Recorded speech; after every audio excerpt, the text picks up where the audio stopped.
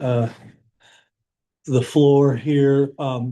Maybe before we start that, um, David, could you kind of give us a few ground rules here in terms of what's expected to happen in an informal discussion? I mean, we're not going to provide any guidance. Well, It's mainly, and Ray's gonna tell you kind of what he wants to do. Right. You can talk about, if you see any particular issues. You can say, I think there may be an issue here, but nothing that is said here is, set in stone. No Right. decisions have been made, there's no votes taken, so there is not. No binding. Yeah, nothing is binding. Right. Okay. So, if something glaring pops out and says, oh, this is going to be a problem, you can tell Ray and that's perfectly fine. Yep. Good. Vicky's not here. And yeah, Vicky is not here, so we'll designate Hebe as a member tonight. And so yeah, Ray, why don't you go ahead? You can come up and join us. Thank you, thank you. I appreciate the accommodations that you have all made tonight to come here. And honestly, I didn't even think it was an informal hearing. Well, it's not even really a hearing, it's just an informal discussion, but it does follow the. Yes, so let me pass this down. I was here to offer you some insights. How about that? There you go. Because I think you all care about Lyme as I do. You wouldn't come out on a night like tonight if you didn't. And Looks like we can head over. okay.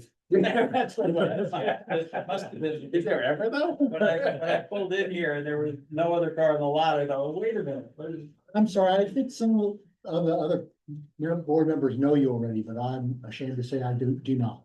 Ray. Ray Clark, David Collins, nice to meet you. Yeah. Dave, I think we've met in other meetings, perhaps, and yes. And then while we're at introductions, Nice to I'm see Nat you. Nod. John Yeah, Bigelow nice to is meet you. here as probably just an interested citizen. Yeah. Okay. And they, so actually, I know you're having a debate as a board about what to do with Lyme's zoning laws. And so that, I'm here to actually talk to you about that because I think I have some feelings and recommendations for you. I know for those of you who have seen me perhaps too many times in here, and I'm sure that you would say Robin and Vicky, if she were here, would say the same. I will admit to being a serial developer, builder, and it's, for better or worse, it's something that I enjoy, and it's I'm particularly drawn to old houses. Those are by their nature oftentimes derelict. In the case of this house, which I'm calling not Nancy Grandin's, but now Fairfield House, it's 25 Union, I think you all know it, and I'm sure you've driven by it recently. And so I actually started a conversation with Nancy, excuse me, about 3 years before she passed away. And we reached a non-binding agreement because she died, being a lawyer, she died without a will. And so I am negotiating, or no, not negotiating, completing what she had verbally agreed to with her brother, who is her executive. And full disclosure, I haven't bought the property yet. We're headed towards a closing on Monday, but so I am a serial builder, and the 12-step program is not effective enough. But I will someday come back to you with a more fully fleshed out proposal. And this is just to show you where we are so far in the process. And also, perhaps hints at, challenges for me and perhaps things that you might want to take note of as you consider what to do with, let's see, the next version of Lyme's, zoning amendments. It's an ongoing debate, and as long as I've been in town, which is quite a long time, there have always, as long as there is zoning, there have been amendments. And so I wanted to talk about your intention and also my intention. I think we both have similar goals. I think none of us would be opposed to any development. I think we want to see responsible development. And I think you are acknowledging, let's see, a general willingness to adapt the town's zoning to the demands which, as you know, many people have recommended, and the article did pass. I didn't jump up and down when it passed. I actually voted against it personally. I was a little surprised to then come in and talk to Dave Robbins about it and find out that it had zero impact on this property. And true. Pretty much it. And so I was a little shocked by that. At that point, I started clearing the land, and oh my God, it's a lot of land there. When it was a jungle, you didn't really appreciate that. The dogs did. Yeah, yeah. And Nancy had fencing that ran onto the neighbor's land and was buried 1.5 feet under the ground. So that wasn't an easy project, but little by little, I got 19 dumpster loads out of there. All of her legal files were in the basement and moldy, and it's a legal responsibility of her brothers to get all of that disposed of, which we did. Toxic material. Nancy was a hoarder, who knew? But I see this property as a little bit emblematic of your challenge, because I think of it as being eminently developable. And yet there are some severe restrictions on it. It is level. It has perfect draining soils. It's 7.5 feet down to the water table.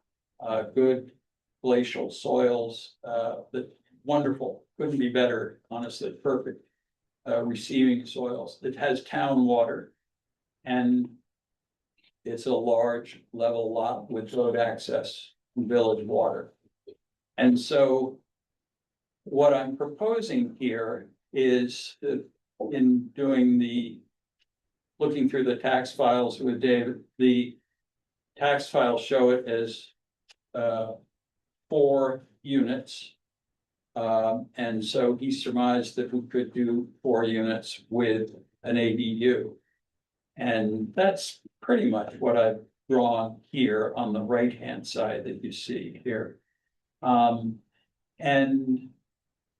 I have no doubt that that will pass septic, and probably there's some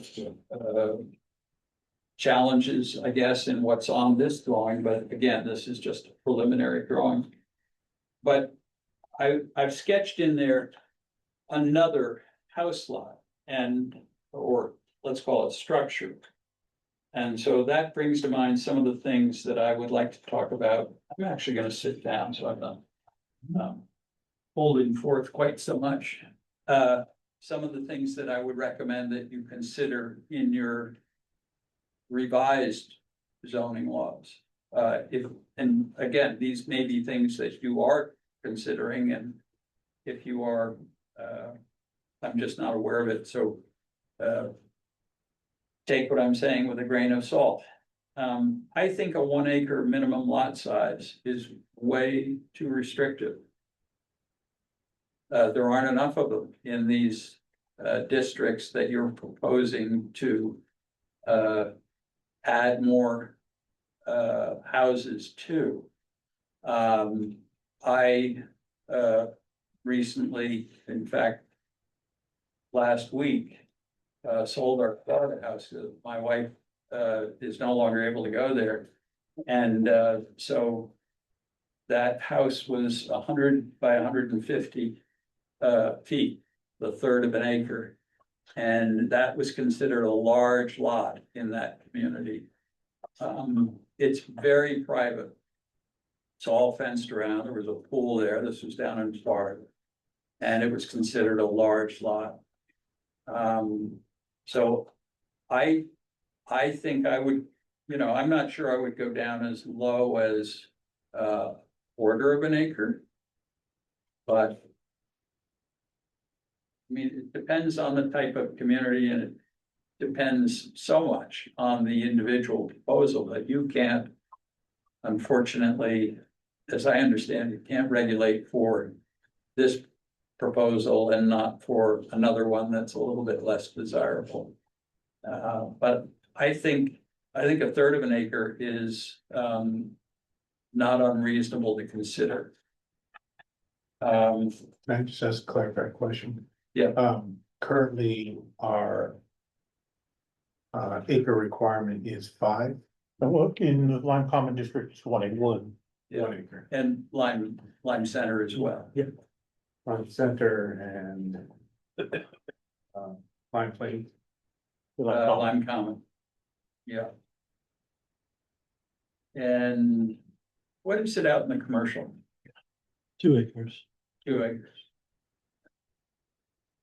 So, in terms of having development in town where it's close to services, that's something as a builder, I think is gonna meet the needs going forward. And, I think everybody who's in the village loves the proximity of their neighbors, loves walking to the restaurants, the bank, the post office. And can we absorb more? I submit I don't think we've exceeded where we were in 1850. I think we're well shy of that still. So, and let's be honest, you couldn't build Lyme Village that exists now under current zoning. There's just no way. 20-foot setbacks. Again, the lot I just sold had 7-foot setbacks. We had fencing around, and we did because we had a pool, and you're required to. But if you look at the neighborhood in which this property exists, it's surrounded by lots that are basically completely abutting their neighbors. I mean, they're not 20 feet away. There might be a driveway that's 12 feet. But I find that restrictive, and I think in other communities, they work with significantly less setback than the 20 feet. I've been in communities, maybe you all have, where there's actually 0 setback. And to me, that sounds shocking, and yet these are done usually in large developments where there's a lot of common land. And so the sense of the 0 setback is sort of providing big privacy from your neighbor, and usually there's, to be honest, these are high-end neighborhoods. So, but I'm just saying, I've been in those, and you're not properly developed, you're not really aware of your next door neighbor. Lot coverage is currently 6%. I think that's restrictive. Because again, you're trying to increase density in the downtown area, and there just ain't many lots available. So to say that you can only cover 6% of a lot, it leaves you with very, very little lots that are available. And once you find a lot, not a lot that you can do with it. I personally would recommend, you investigate doing it with the same as the commercial zone, so a 10%. For building footprint and going from 12% lot coverage to 20%. You were saying the current lot coverage at 6%, and you're recommending, you're saying 10%? 10%, yes, And commercial. yes, So you were also saying the commercial. yes. Yeah, this drawing you have in front of you, I think, will meet the 6%. But again, it's on a 1.4 acre lot. So to me, you're leaving a lot of, let's see, developer incentive, taking that off of the table. And also if, you know, if your intent is to allow a walkable downtown with more people, which it seems like there is momentum in town to consider that. I think that's one way to get there is to increase it. Now, there's also a cap on maximum lot coverage and building footprint. So would you remove those caps and just use the percentage? That's a Because good, that's where your lot caps out at 6,000. yes, yeah, So if you looked at 6% of your lot, you would probably come up with a larger number than the 6,000. and is that on there? I can't. You have maximum lot coverage, at 6,000, which is what. So you hit, I'm assuming you hit the cap. Yeah, yeah. Yeah, I think it would be good to increase that. And did you have a recommendation, Ray, for the setback? Well, I talked about 7 7 feet. foot. Again, I've lived in those environments, and if you don't like your neighbor, you put up a fence. And so that's one way around it. And to be honest, in the environment that we were in that I mentioned in Florida, most of the lots were self-contained and surrounded by fencing. That doesn't necessarily produce a nicer environment, but if you look around in town here, quite a few lots are protected by fencing, or in terms of the boundaries, not the full boundaries, but sort of the dividing line between the structures. So I think that becomes an optional owner option.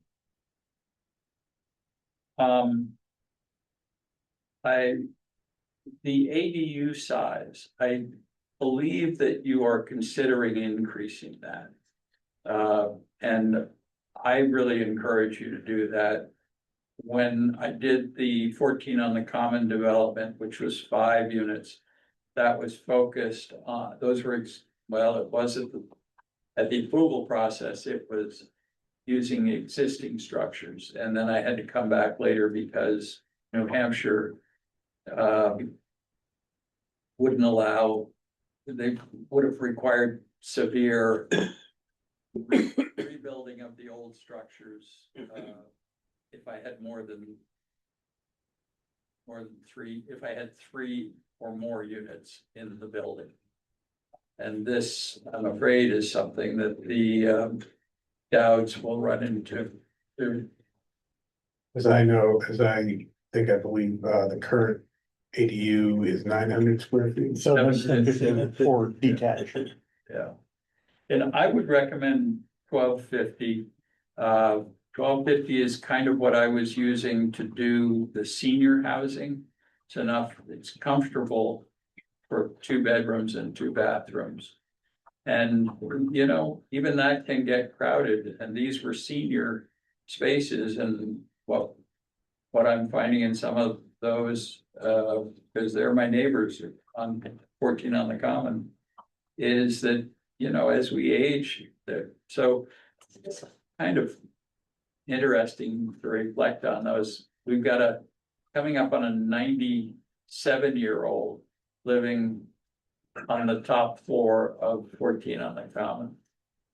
And his younger daughter and her boyfriend, partner, and you know, there, and in the other building with the garages, and there's an elevator, and there's an 85-year-old engineer in there. I don't know, it amazingly, I designed it for seniors. And I hoped that all of my friends would buy a unit there. And of course, they came in very high and none of them did. But I'm still at it. I think these will be significantly less money. And you know, and curiously, all of the people who bought 14 on the Common had a connection to Lyme. They, you know, let's see, grandchildren, nieces and nephews. So they all had some roots here. They just weren't living in Lyme at the time. So ADU size, I would consider increasing. Let's see, there's a provision, if you build an ADU, it can only be, it must be owned by the primary residence. I could see where that would work in a, let's call it a single residential structure, putting in an ADU. You would want the ownership to be developed, excuse me, owned by the same person. I could see the reason for that. However, in Lyme zoning, and I've done several now, this will be my third. The most adaptive provisions in Lyme zoning that I've seen are for conversions that require condominium. Condominium conversions are great, but they also have, you know, they have some challenges too. I don't see the need if it's going to be a condominium development to require the ADU to be owned by somebody, because it's already collectively, it's a collective association that has a lot of rules anyway. It is one property. So that would be my recommendation, is that you take that provision off if it's a condominium or multi-residence lot. So you're saying provision for an ADU that it must be owned by the primary residence occupant. Yes. Your recommendation is to eliminate that. If it's a multi residence development. I mean, I think the logic for doing it is sound. You're trying to allow ADUs, but I think to have it be owned by the primary residence, you say that there can only be one primary residence per lot. But in a condo, that's not really the case. There's also a provision called planned development that would allow, there are some other issues that currently that the board is, you know, that's one of the items in the board's list to look at planned development. The planned development would allow for multiple buildings on a lot that are all residential. Does that require a setback, sorry, a Right now, it a requires, conservation of a certain amount of land on it? there may be, It's still got the lot coverage issues. Yeah, well, and again, how many of those might there be? Given that we're talking about Lyme Common and Lyme. If land development wasn't intended for the village. Cause the lots are too small, well, that's where it's only allowed. it's only allowed, Yeah, oh, sorry. You know, the only place I could see where that might apply would be Brett Ryan's, or formerly Jimmy Jenks's lot. Right. Yeah. Quarry. Yeah, which I think the town should buy, but that's just my own personal opinion. Rusty was trying to put one in here. I'm sorry? Rusty Keith was trying to put one in right across the Yeah, street here. I think the big Yeah, drawback right now is that it requires both commercial and or residential and a commercial use, What does, the plan development. any plan development? Yeah. Really?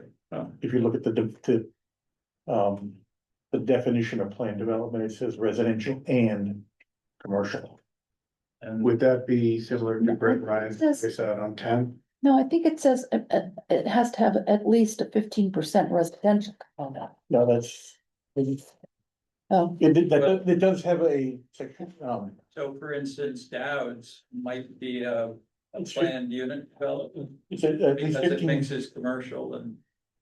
It could be, and again, I have to think about it, but, the 15% you're talking about is at least 15% of the floor area shall be reserved for residential use. right.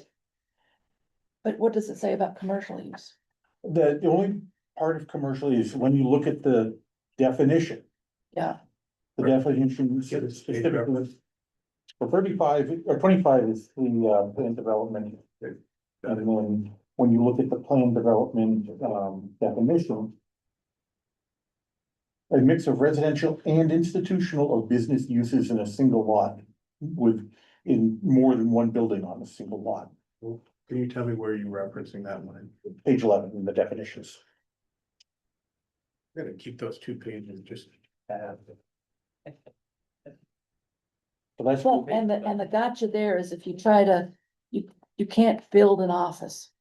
No new office is allowed, so Rusty was trying to build up an office for, a friend of his in another building, and it was new construction, so an office wasn't allowed. A home office, That's different, yeah, this was gonna be, like an office for, the home office would be, that's allowed any. Yeah. right, yep. Home occupation, so it has its own classification and it's not, it says business or. Institutional, so. I see his house is. So resident. did it sell? Yeah. I knew it was on the market for a while. He gave up trying to do the whole thing and has bought a house in Cape Cod Solves that to problem. renovate. Some of us are still addicted, yeah. So the only other thing I could think of really would be septic easements, because, I don't see, I know the state allows a septic easement. Yep. And, but I think, I'm not sure that the town of Lyme does. Does not prohibit them. And I know for a fact that we have, Yes, Dowden is the example, they have a septic easement. Dowds, Yep. where, Um. I'm trying to think of the end of Hamilton Lane, the property. Oh, that's 104. That's Chuck Horrell's place Yes. now. It's now her else. It used to be Dr. Neal's place. okay. That So, has- so Dowd's is sending their sewage onto another parcel, or No, they they're have an- accepting sewage from another parcel? No, they have an easement, basically that sets aside part of, that other parcel.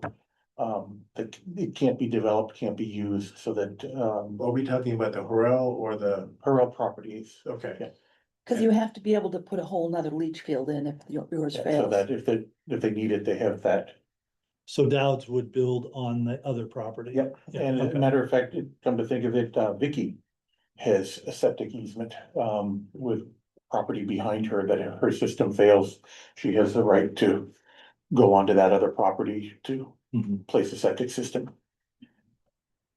Ray, what was So it your, is allowed. good, so your only point was that there should be an allowance for septic easements, not a recommendation of what those easements are, just that their easements are. Yes. For instance, in this case, if you changed your zoning laws, I might consider doing another lot here. And I might, if I did that, I might consider building this one, having one system that would service all of you. So, And so at that point, then what you're saying is. With the point that Ray brought up about septic easements is already allowed, Yes, so that. you It's, could put it, there's nothing in the zoning that prohibits you from having a septic on another property.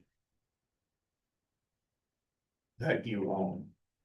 No, it could be On anybody somebody else. else's? Yep. If they give you the easement. Oh, Yeah, I mean, you can't just go and say, I'm gonna take an easement on your property. but that's what I was like, but No, that's. you have to, you would negotiate I and like that, there would be most likely a payment that Okay. would, all right, you would purchase that easement. gotcha. Good. So are you withdrawing that recommendation, given what David is saying? well, it sounds like it's already there. Okay. Yeah. Well, so there's nothing in the zoning that prohibits it. Is there So- something in zoning that would facilitate it to be? Is there a need to look at that in terms of language that would facilitate or make it more transparent to? My opinion on septics is leave it up to the state. Okay. We don't have the expertise, the knowledge, they do. And so getting into anything that, specifications for septic. Even if you try to mirror the state specifications, they're forever changing, so you always have to change the ordinance to try to meet the. So right now, our language around septic is we defer to the state. In most, yes. So, Does that address your? Yes, yeah, unless I'm mistaken, your septic system here goes across the road up there. Is, no, it's in the. so it is, yes, that's right, yeah. I'd like to, just go back to the issue of, an accessory dwelling unit. Um. Being owned by somebody other than the owner of the primary. Yeah, I mean. It seems like it's no longer an accessory use, to the building or to the property if we adopt something that is what you're saying. Is there not another way that? I mean, basically, I think you're trying to condominiumize. So I think planned development could fit that bill, Uh-huh. because planned development doesn't. Require there to be any particular type of ownership, and I think, um. If planned development would work for people, then you would not. I wouldn't touch the ADU ownership. I would leave Right. ADUs where you have a single family. And they wanna have a second house for a mother-in-law, for aging parents. Great, you do that. Or like, Christine Brown. Increase the size a little. Yeah, well, that, again, that, staying away, I'm not gonna, Yeah.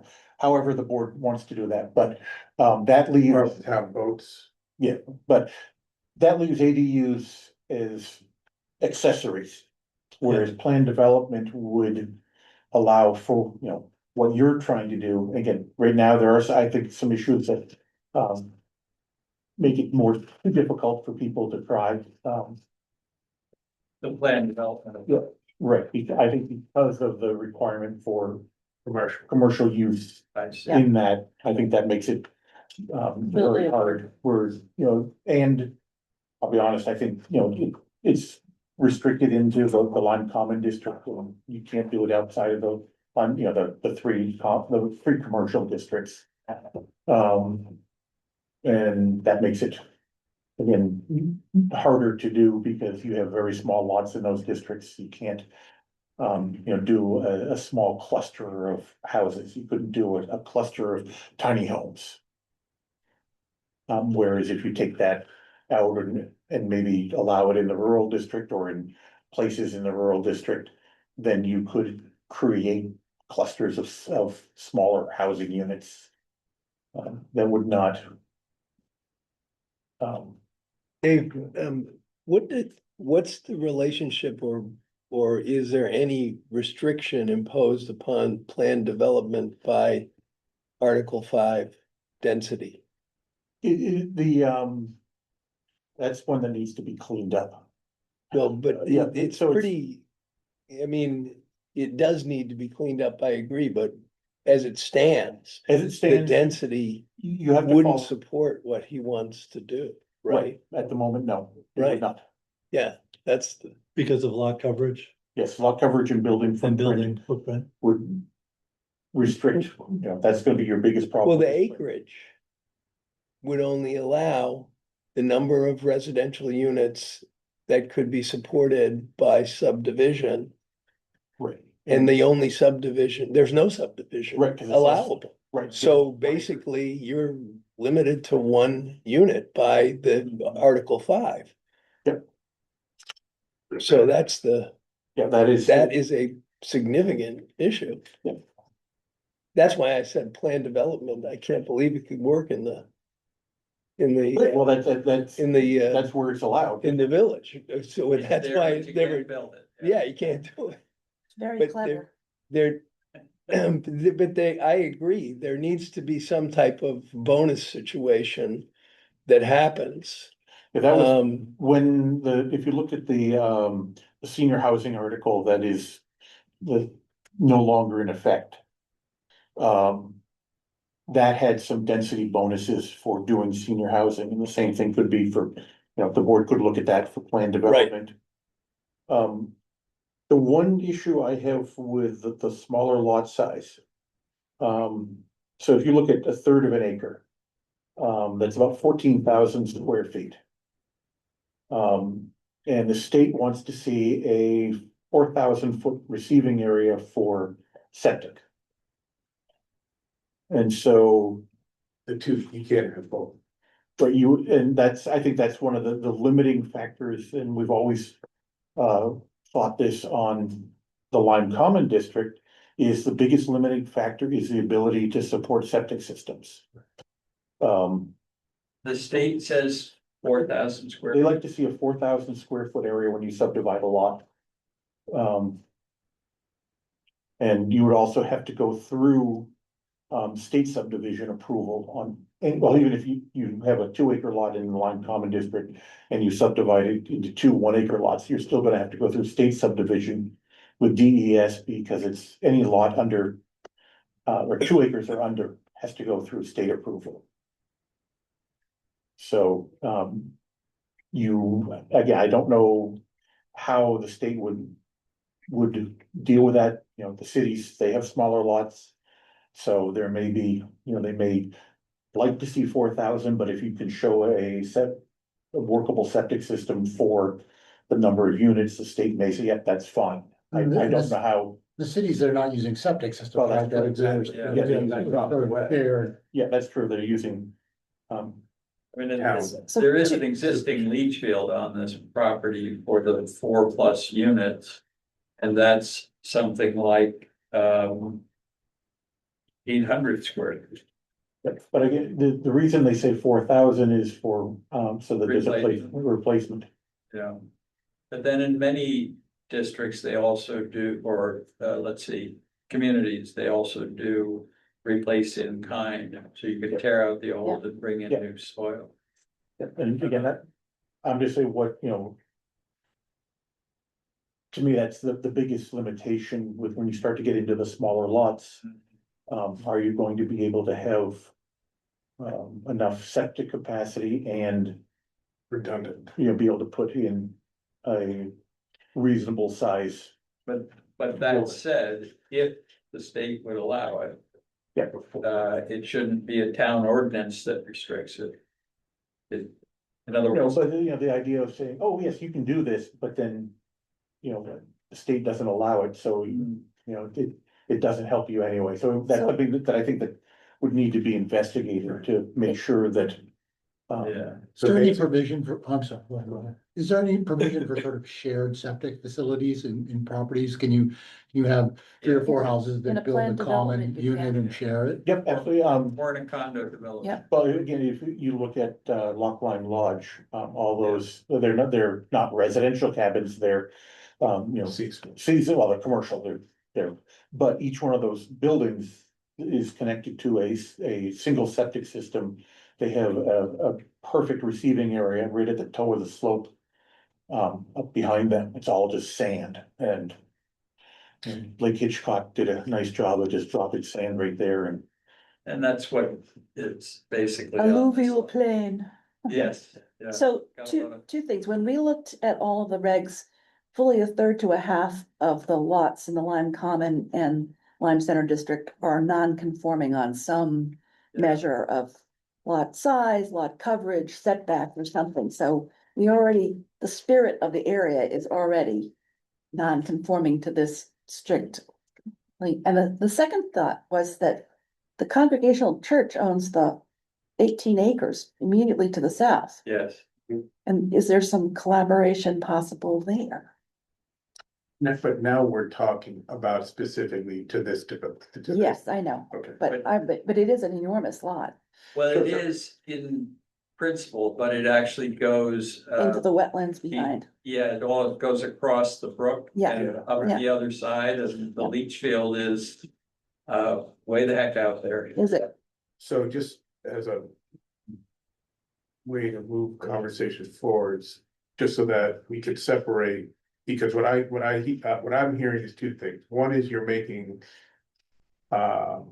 recommendations as a citizen of Lyme Yes, for us to consider as a planning board. And then separate from that, then there's also considerations. Some of these may tangentially or even directly impact this. Mm. But, I just want to be able to see if we can keep the two separate. So I just want to make sure, if you wouldn't mind us going through and I just review what exactly your points were. and we're already, I set aside half hour, right, we're already Yeah, yeah. 15 minutes beyond. And then focus if there are anything specific to this development that we can either hear or however we put it, but in terms of what your recommendation so far, you have a premise. Your premise is that development in Lyme Commons and Lyme Centers, that's kind of the premise. yes, Your feeling is that 1.5 acres is too restrictive and that. For 1 acre. 1 acre is He two. has a lot that's 1.5 or Yeah, close. this is 1.42. Okay, so the 1 acre is too restrictive. And that we consider you said 1/3, but there may be some smaller increment of an acre that we consider specifically in Lyme Center and Lyme Common. Yeah. And you have an assertion that if we look around our current town, if we applied our current zoning restrictions, could not be developed. Given what it currently exists. You have a recommendation, a setback, 20 feet is too restrictive and that we consider 7 foot. I Setback. think Hanover has 10, I could be wrong about that, I don't know what they're, So I'll just say 7 to 10, Yeah. or some incremental. Number below 20 feet. yes, That lot coverage of 6% is too restrictive, and they recommend 10%. For residential somewhat and arbitrary, yep. I think it was Commercial- 10% building footprint and 20% coverage is Yeah, I what thought you said Ray- 12 to 20. Okay. Yeah. that was the part, so 10%. 10% building footprint and 20% lot coverage. Yes, And 20% lot coverage. Yep. Okay, and and then commercial should also be. Considered that same time to be increased. well, those are currently the, yeah, there's no differentiation between residential or commercial. Okay. ADU size currently 750 square feet for detached. ADUs, we should consider enlarging that size. You had mentioned a size of 1,250. And then furthermore, the provision that ADUs must be owned by a primary resident occupant. The recommendation is to limit this requirement if it is a multi-resident property. And that's where we started getting into whether or not the planned development question if we should consider that planned development should maybe not have the requirement of commercial use.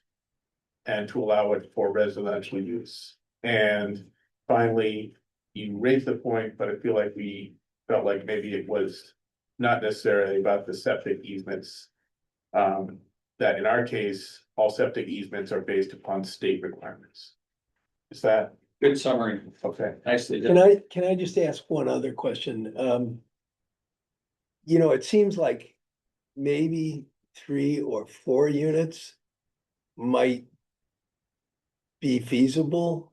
Would it be feasible for you? Would it be feasible for you at 3 or 4 units? 3 probably not.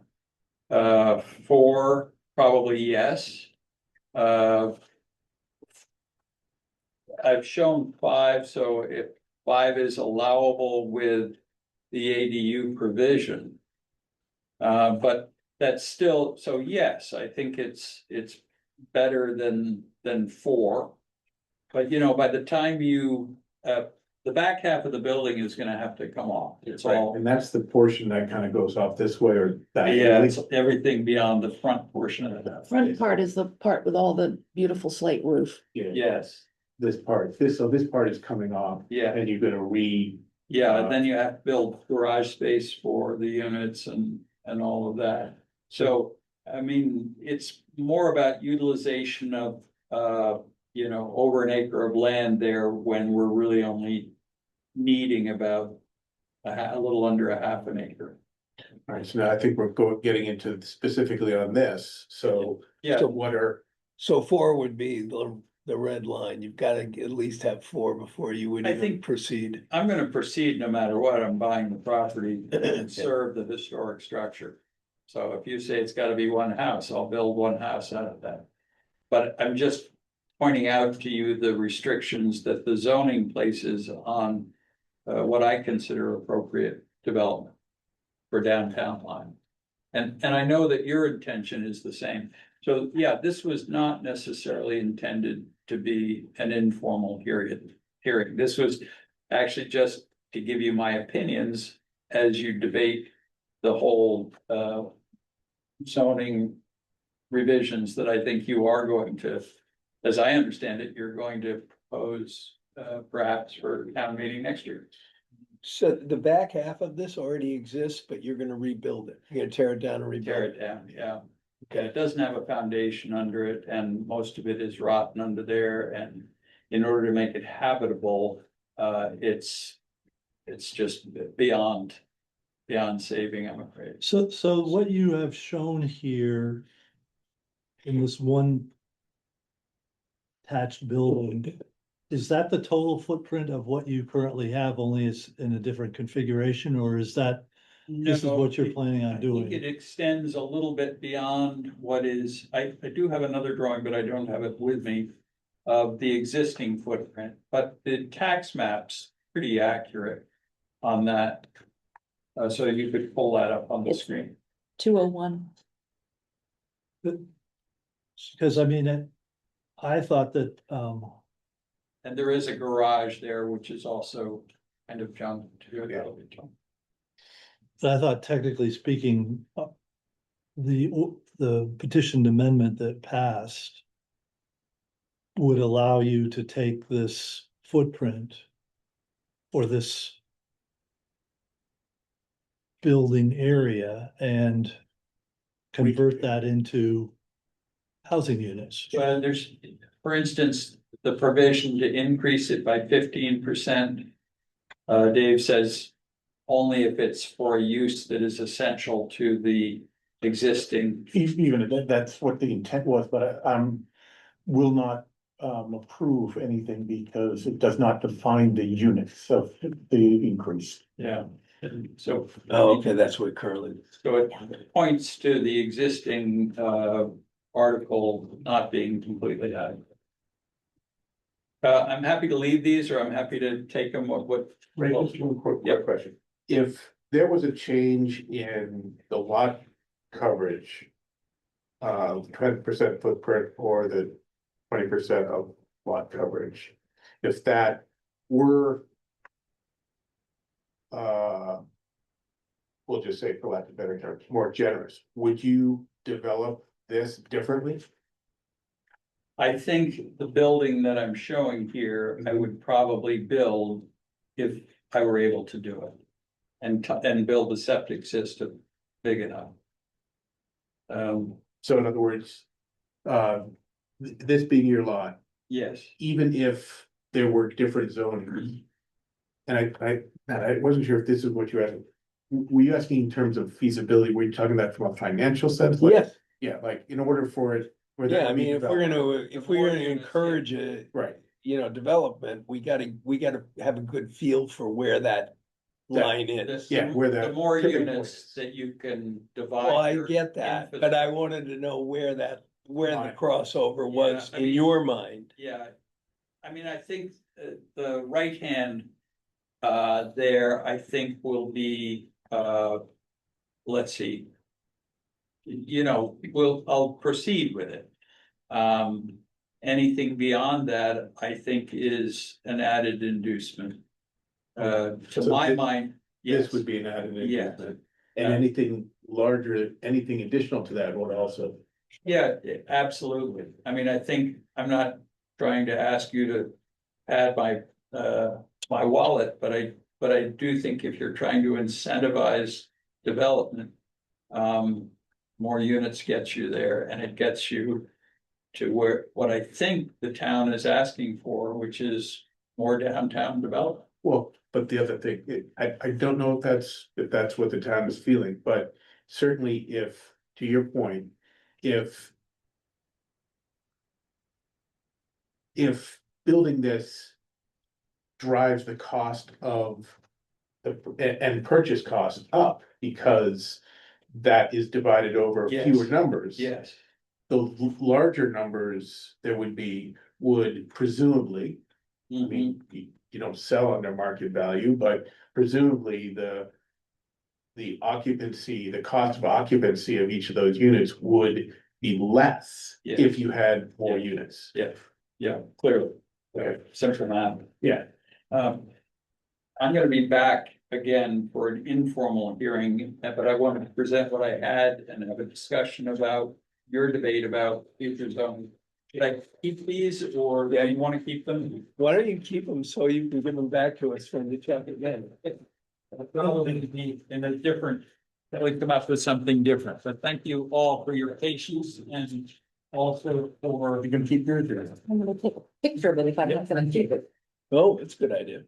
Yeah, wish I'd have thought of that. A great idea.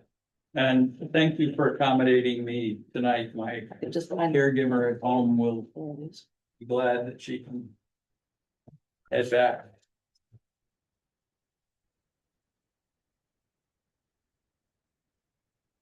Then I'm gonna send my notes to you. Okay, I have. That pretty well said. Great. Okay, Yes, thank you very much. thank you so much. Good to see you. Nice to see you all. Take care. Good to see you, Ray. I'll send it to you now. Thank you. Yeah, sure. And your caregiver. Yes, indeed. Take good care of her. Oh, have you confirmed with the Water Association that they'd be able to take on the additional demand, water Well- demand from the units? It's a good point. Thank you.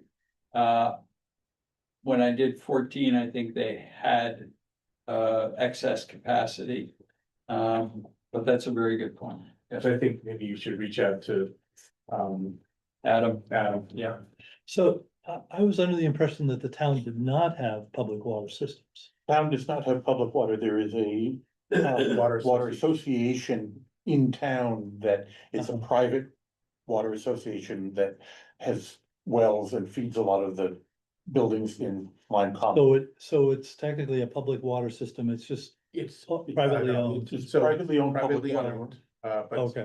but state registered with the state. Okay. And I don't think it passes the state testing. It does now. It does now. Yeah. Okay, good. Good to Um, know. So Adam has done a really nice job with being the water czar. And, and the only reason I know that is because when they were taking it to whatever next level it had to be with the certification and the testing and all that. They approached the school about being on the water, on part of that association, and of course, our requirements from the DOE was that we have testing done. I don't know, whether it's quarterly or monthly or whatever. And all of those things had to be satisfied, so. Thank you all for your patience. Thanks, Ray. Thank you, Ray. Thanks. Okay, next on our agenda is approval of the minutes for April 9th and the 23rd. We held off on acting on the April 9th one because item 3 needed to have some narrative filled in. I believe that was the only thing that was stopping us from Yep. approving that. So I'm open for a motion to move to approve it. approve. I would like to point out just a typo or something on this second, on page 2, the first line. Such should probably be lowercase rather than uppercase. I don't think that's a beginning of a new sentence. But we have a motion to accept. Do we have a second? Dave? Okay. All those in favor? Aye. And, Oh, sorry, I should, Yeah. I was here. okay. April 23rd. Minutes. Any comments? Or concerns, suggestions?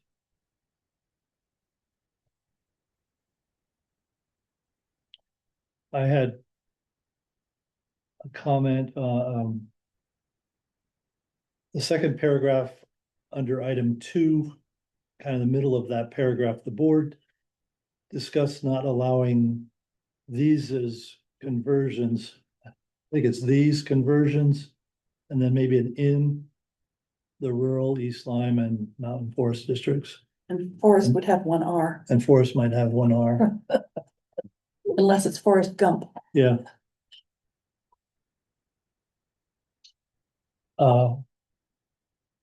If no changes, I'd accept a motion to look for a motion to accept these. The only change is just my spelling of my last name. Where do I have that?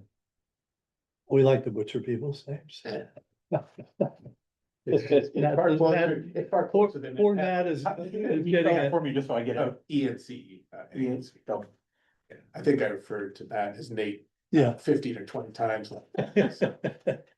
I've committed myself to memory that is now Nat. So, gotta see. No, I will. Yeah. So looking for a second, A second. I thought you. Unless I did the. You moved it. Yeah, you Okay. moved it. David Kahn seconds it. All those in favor? All right, good.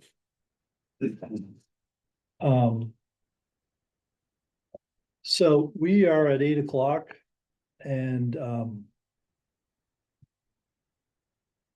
yeah, I guess we're gonna move on to the next thing about curb cuts. Yep, you just need to assign somebody to work with Scott. I'd have to. You want it? Cause I talked with Scott about I should say the regulations as a representative of Right, so it could still be Tim. Could be Tim, it could be me, only reason I would say me is that, a lot of times Scott, when he's trying to do his scheduling, it's hard for him to contact somebody, work back and forth. I'm in the office 5 days a week, he can call me up and say, I need to go do this now, and he comes, picks me up, we go do it. That was the only, thing he, Do you think that would, do you feel like within your role and how busy you are, do you think that's doable? oh, with a number, it's, How many do we do in a year? 4 or 5 a year, if that, Uh-huh. that would be the max. So if you don't mind, that seems like it makes a lot of sense. I think- Yeah, I don't mind at all. It's a chance to get out. It's another chance to get out and, I do tend to know most of the regulations, Yep. so. Yeah. if you- So do we need a motion to designate you or It Do we- probably would be by best agreement, just to, I'll Just move it. just to Okay. document it. so Dave I'll second. moves it, okay, Nat seconds, all those in favor? Okay, great. So now, it's a little after 8 and we have, uh, technically, 80 minutes worth of, discussion, which I don't want us to, go that long. Do we have any new business that you're aware of, or is that just a standing item? that's just a standing item. Okay. So, I would suggest that we focus primarily on conversions. And, and see where we are, but I think we might have enough discussion on conversions that it probably doesn't make sense to only spend 10 or 15 minutes on lodging and accommodations. Chris, do we know, I know at one of our other meetings, we said that, we hope to hear from the zoning committee. Yeah, they are still discussing, what they would like to bring to the board. They did have last month, they had a meeting, talked about it. They were gonna think about some more things. And then talk again. And so that's gonna be on their agenda, although next week their meeting is pretty full. So they may not get to it, but So but we're not holding them up. no, you're not holding them up. And as soon as they want to meet with the planning board, I will schedule a joint hearing. Great, so. So I think we should go ahead and talk about conversions and, I want to thank Nat for the excellent work that he, did. I just kind of threw some things out and said, here's some problems, and Nat actually addressed them. I think independently, many of them, so. Now, you had provided another revision. Do you want to just pass that out for everyone to have? But that wasn't on the conversions. I know it's on conversions, but for, Yeah, we could pass that out. That was on lodging and accommodations. Right. Because everybody said it needs to be shorter. We need to condense the table. And so that's what I worked on. And I put together a third draft. And since that was on the agenda tonight, I just sent that third draft to David as soon as I found out. And so we can pass that out and maybe we can discuss it next time, or, Yeah. you know, if there's not time tonight. Doesn't sound like there will be. I just figured that way everyone has it, or at least everyone's here, I can send it out. Yeah, I think it would be good to send it out, so Vicky has, so we all have it, again, or we're aware of it, and Vicky has was looking at it for the first time. And now I just want to make sure, when we were talking about, condensing, It's really the table, which Yeah. is on the first page. Yep. Which before had like, I don't know, 10 or 12 things. I got it down to 4. Did you feel like you lost any kind of granularity of specificity in doing that? Well, no, it's a question of just turning what the table was talking about. It was a question of looking for commonality. Okay, And and and a lot of that commonality it has to be expressed in the definitions, right, and a lot of the divergence from commonality has to be clarified okay. in the definitions. So a lot of a lot of this went into the Okay, definitions, good. as opposed to being on the table, but the table is significantly smaller in campgrounds, Mhm. you know, is arguable, so it could even be smaller than that as to whether or not campgrounds should be in. But I did pull out a number of things that were either should be shifted to either, Definitions. well, no, on the table. Okay, There are a number of lodging and accommodation types that should be shifted to institutional uses. And then there are some that should be shifted to residential uses. And I pointed that out at the end of the table, which ones I shifted away. And that means they don't they don't occur in this document at all. Okay. Because they are now in a different place on the table. And the only place on the table that this document refers to is the current lodging and accommodations line. It's a one-liner. And so what I'm proposing then would be to expand that one line into 5 lines instead of 12 lines. Okay. I think that, you know, the conversation about condensing it, there was some conversation, I do recall that. But I also saw the value of how you delineated and exposed some granularity in there, which I think is really important. And I think, to your point, some of that might find its, for lack of a better term, residence in definitions or other things so that they're articulated. But I wouldn't want to lose them completely because I thought that, you know, the work that you did is really important and should help clarify. So I don't want to lose that in just an effort to make things. Well, we can talk about expanding the definition system, you know, because that's a different part of the booklet, I guess, but I think that should go for another time. Yeah, absolutely. Yeah. But we still have that document. Oh, so yeah, we have sure, lost. I've got it. Got it all committed. So there must be another set of definitions of things like hotel and inn and that kind of thing. Well, I could go back through and put that back in. Well, I'm only because it says commercial lodging and small scale lodging and one is inn and one is hotel. I guess when I thought about it, an inn was more both of them require site plan. Okay, so once you get past residential, everything's But the commercial lodging is not allowed in the center common district, you see. right. Right, And you the know, distinction- and that's just hotel. An inn is actually considered small scale in this document. So I Yes, did yes. separate This is inn and this is hotel, and so I was just Right. looking for a definition to tell. to tell the difference. Yeah, Exactly. that's probably a good point. And it's gonna end up being numbers. Yes, yes. Yeah, and yeah, I can probably put that back in. Because I think that's some of the granularity that I found really helpful. And You so I need it, don't- I you don't- need it in order to apply the rule. Exactly. Yeah. Exactly. So, you know, if we condense or consolidate, let's make sure that. Yeah, it doesn't have to be in the works. table, it could just be in the definitions. Just out of curiosity, like an Airbnb type of usage, just isn't covered by this stuff at all?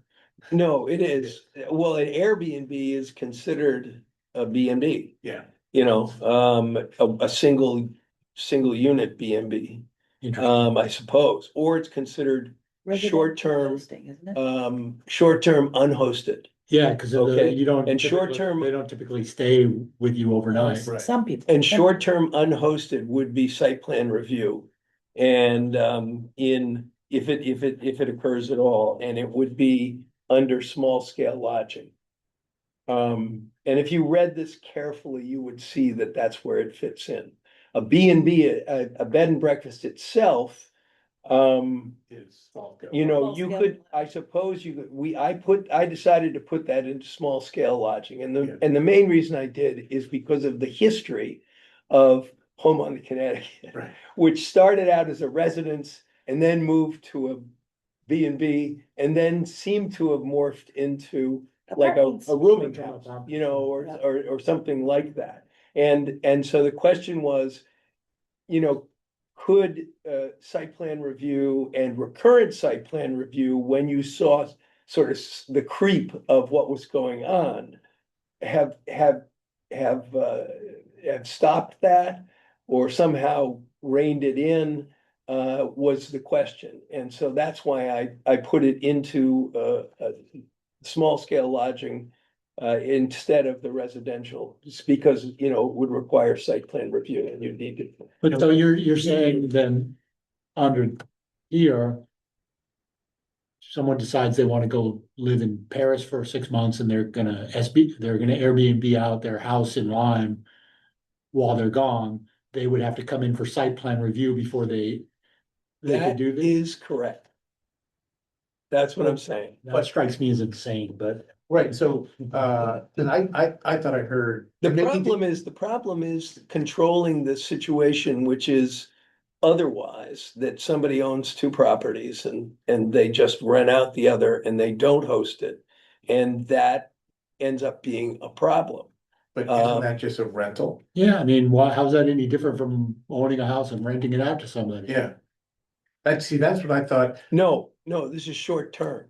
Long term is usually fine. Long term because it's residential and people have to live with their neighbors. Short term is where you have the problems, because that's when you get the Dartmouth group that rents it for the weekend so- and So we need numbers So added if- to what if short You were term is. going someplace and you're like, I'm gonna go to Zurich for a year but I want somebody. see, to live in my house. that's really more of a long term. And that would be residential. Exactly. Yeah, that so was- your situation, your situation is protected. If it's gonna be One longer than a month. month, Yeah, okay? is So, that the limit? Yeah, I think. we yeah, need well, that. a month, 30 days was the limit between transient and non-transient. But if Is that in the you're there for 6 definition? months, Yeah. then you just That's in the. put it out on Airbnb to try to get a few. Yeah, tenants here and there, cause I Right. can't find someone that'll take it for 6 months, then I'd have to get site plan review. I guess, should we talk about this now? But I think, it's gonna be a long conversation, so. It is a long, either one of them is gonna be a long conversation. Just buckle up for one. Yeah. But I thought. Well, actually, I would pause because we're not talking about this talking now, about we'll this. talk about it later, but my understanding from our conversation before was, as a homeowner, if I'm renting my house out long-term, Long term. that's my right as a I think so, Yeah. and I think that would go to, but, you know, that's not what this document is addressing. Right. But if you ask me, yeah, I think you should have the right to do that without any site plan review. Right. And the only other thing that I recall us bringing up that we should probably put a pin in and remind ourselves is that the only way that we can stop the creep of a dwelling moving from breakfast on the Connecticut to something else is an annual, for lack of a better term, license or registration of that facility for that use that gets renewed. And the only place that I think that we have any traction for that having any enforcement is through insurance. If the facility was trying to get a license or get insurance and they didn't have a license that was renewed or acknowledged by the town, that might drive their insurance rates up, which would encourage them to get a license and stay within their. Yeah. Stay within their I designation. agree with everything you're saying. It's just that we don't have the Enforcement. capacity to monitor, even to do yearly reviews.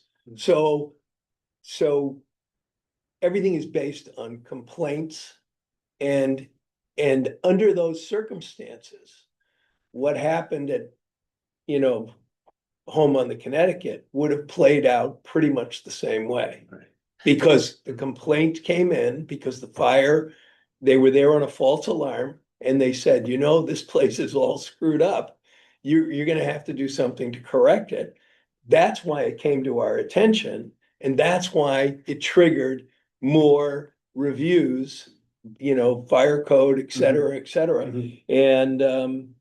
And that's the kind of thing that would happen with the enforcement segment that I wrote in here, which was fairly detailed because David was interested in it. And so I thought I would try and Yeah, flesh it out a little Yeah, bit more sure. because we've never really considered enforcement before. right. And so this would be like the very first method, but it seems to me if we want to do enforcement, it has to be complaint based. Okay. And I'm not, what I'm trying to follow is kind of the train of how this issue evolved. And so, because I wasn't involved in that initial, or even Right. aware of the house on the, whatever. it is. Home of the Home in the- right, yeah. But I do see, even with like ADU use, somebody builds an ADU for their aging parent, right? The parent eventually may pass away. And then that ADU becomes a rentable property. Right, And I guess if you were Airbnb-ing it in that circumstance, you'd be under host, residential hosting, because you're exactly, still and you there. have the right to do it, and you have the right to do it without any questions, Right, because it's hosted. right. And you don't have a right to, you actually don't have the right to leave for Europe and In that, during the yeah, rental period. What's interesting is how tightly is the owner remains physically present overnight on the premises. Presumably you could, how? No long Leave it weekends for enforced. you. Yeah, I know, I mean, presumably you could go to Again, Montreal for a it's- weekend. It's complaint based. Yeah. You know, And I they can do whatever they want as long as they're sure they can get away with it. But if they can't get away with it, then they're gonna come and then you're gonna be in a situation. lawyer feels. Then they're gonna be in a situation where their registration to do it may be revoked and then the insurance will kick in Right. and they'll be in trouble. So there is it does have some teeth to it. But let's face it, we're not Hanover, we're Lyme. We can't monitor this stuff. Well, and even Hanover can't monitor. Right, They're not. exactly. Right, so Yeah. you've gotta, if you wanna do something, this seems to me to be the best way to. And so To do it. what we're saying when we're discussing all this is we have a really big caveat or asterisk or whatever you want to call it, which is we have these rules. We have no But enforcement. do whatever the hell you want as long as you don't, no one Don't complains. get caught. Well, right, as long as nobody well, what more do you want? Yeah. If nobody's complaining in live, then we're in good shape. Well, I mean, you have the same thing when you're driving down the road. I mean, you can drive 100 miles an hour, There. That's right. and unless somebody catches you, you're good to go. So There you I mean, go. it's I just want to make sure, when we're looking at these things, where our threshold is. And, are we trying to, if we're putting this language in, so we can say like, if it comes to question, here are the rules. Well, that's what I've tried to lay out here. And that's, So you can go over it and tell me if it gets across, Yeah. so, And I also put in that a guide to homeowners, Mhm. the things that they should read yeah, before they do this. yeah.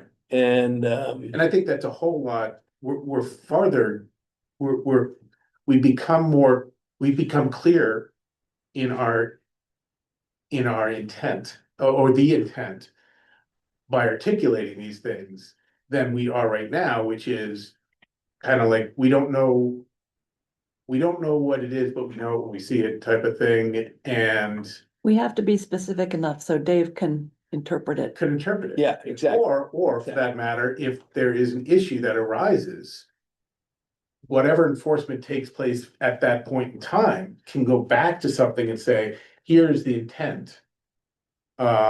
Yes, it wasn't enforced, but it was articulated. We don't have an enforcement arm to account for that, but it is documented so that if there needed to be changes to whatever they were doing. I'll let you argue that in a court.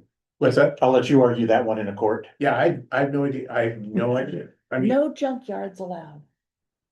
Well, all right, let's Let move me, on. yeah, let's move throw on. something out, just spitballing, throwing this out. I used to live in a nice historic neighborhood in Los Angeles. And one of the things that people liked to do there was rent their houses out to a film crew, because a film crew would come in to film a commercial or a couple of scenes from some TV show, and they'd pay you $15,000 a day, and they put it all back the way it was out when they were done. And, that was a nice source of income for people.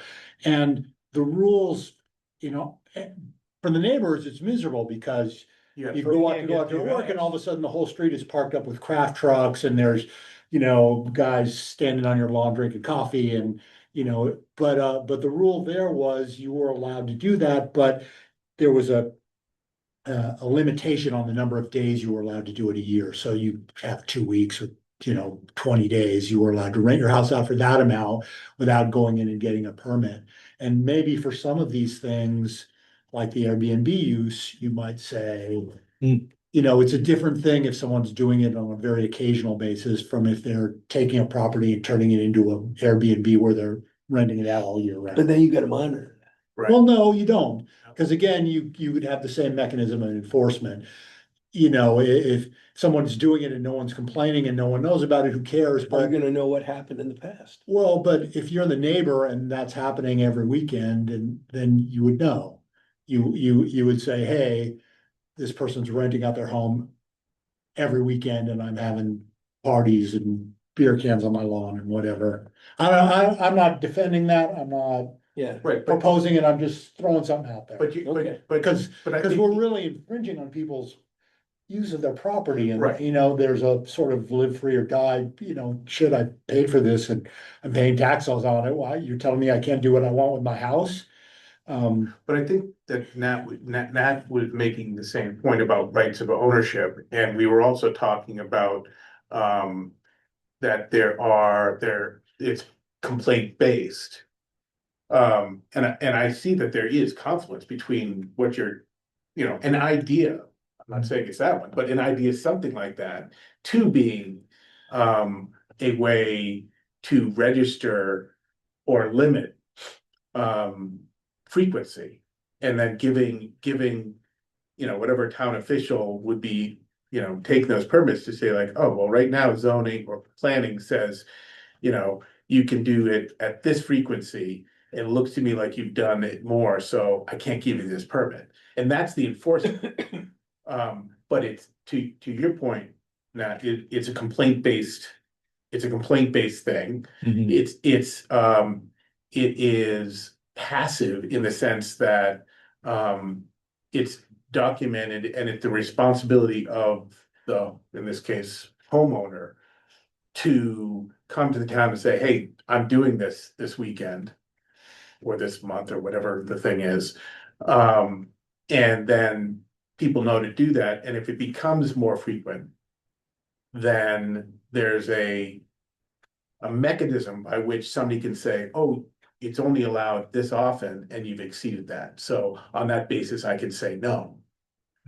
But it has to be something of that fashion, because again, we don't have enforcement. We can articulate frequency, but the town can vote on whether that frequency is too much or too little or whatever. But at least it gives us a mechanism that isn't enforcement, and it's a passive, Yeah. passive. Well, if this is the only controversial point about Exactly. this, we're in good shape. Because I think we can get by this. Yeah. And again, I think that's where the granularity thing becomes really, really helpful for us. So I want to make sure that we hold on to that. Let's jump back into the ordinance stuff. People should have concerns that I raised, which was like a little over a page, and then Nat has something that includes a rewrite for paragraphs G and H. And then Vicky also, if she wasn't around, did comment on both of our documents.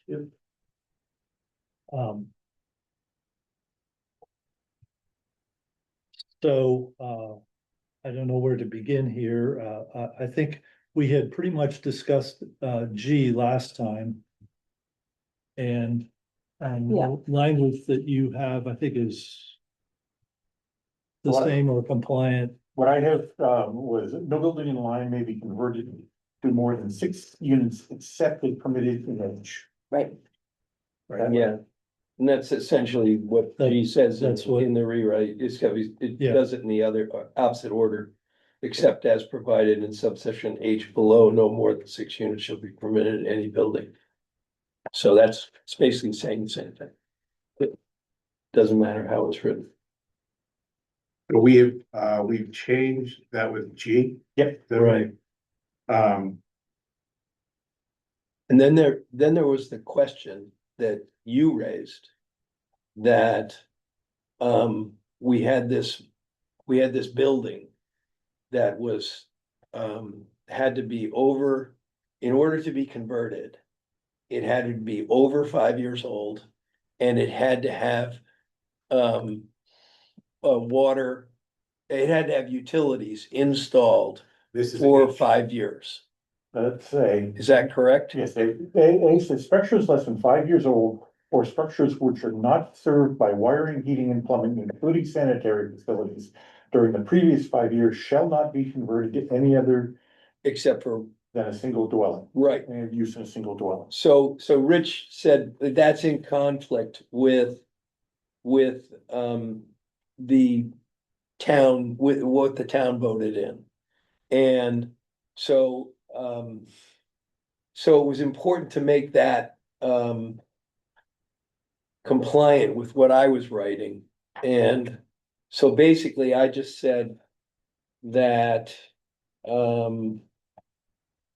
let's see. Now, which document are you referring to and say I'm?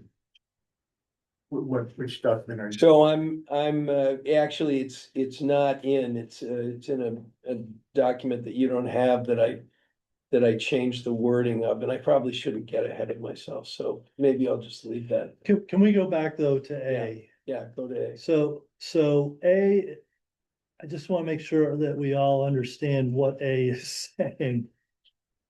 So structures that are less than 5 years old shall not be converted to any use other than a single dwelling, correct?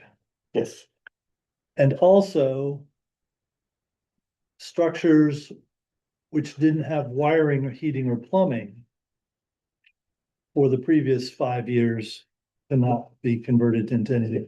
So it's an and or it's an or, but you have to meet both of those things. The building has to be over 5 years old, and you have to have utilities in it. Right. There's 4.6 right now, the language in this book, is this the language that we voted in, or is this the old language? 24. This is the old one. Okay, This is the way A is. The only changes that were made with the new amendment were in G, no, yeah, G and H. G and then the addition of H. okay, but that is in this document that I have. Yes, Okay, yes, that's the updated. okay. All right, so A, structures less than 5 years old or structures which were not served by wiring, heating or plumbing, including cemeteries, but that A. Right now, there's a problem with it being incongruent with Yes. H. Right, and I think that can be solved. Well, actually with G. With G. And Right. revised G or G as it's printed here? G is as printed, which was what the voters voted for. Okay. But we changed G. But we've got a proposal Right, to change G. right. And so, and with the exception of subsection H. So I think that the solution there, because it's really a question of, okay, you have eligible buildings. Right, And then you have what you can do with them, okay? And H deals with what you can do with them, but it doesn't deal with the eligible buildings. So you could reword it to say, notwithstanding subsection G, a structure eligible for conversion to more than one dwelling unit under subsection A, then located within the Lyme Center, Lyme Common, and Commercial District, may be converted to a mix of commercial and residential units subject to the following, and then go on. So in other words, you could clearly, That's fine, you yeah. could put it all into H. right. And confirm and make it consistent with A. And still move into what you're going to actually allow in these new districts or these So newly. can I get So, some language I- to what? Okay, so I'm gonna actually stop, I'm gonna argue differently, I'm gonna say it does, that you don't need to. Yeah. There's not anything that's in conflict. I And the agree. reason I say that is read the first paragraph, the 4.6 conversions. And it says, it must meet all the criteria of section 12.10, I think that's the site plan review, as well as all the following criteria. And it's listing the criteria, A through H? A Yes. through H. So. A But through- yet, a criteria. G is a criteria. H is a criteria. Right, but They yet, don't conflict. when because- Rich read it, he felt there was a confliction. So I just think that a little extra verbiage makes it more obviously consistent. Well, I mean, the other thing is, I mean, I'm in favor of allowing this stuff, but we do indicate that the more stringent applies, the more stringent condition applies. But I think what Nat is, I think what Nat's proposing works. Okay. And so, Dave, what you're saying is you don't see a conflict. No, I do not see a problem, because when I'm looking at this as a zoning administrator, I'm going to say, okay, all that is, does it meet the How old is it? criterion Right, in A? If it doesn't meet the criteria in A, no.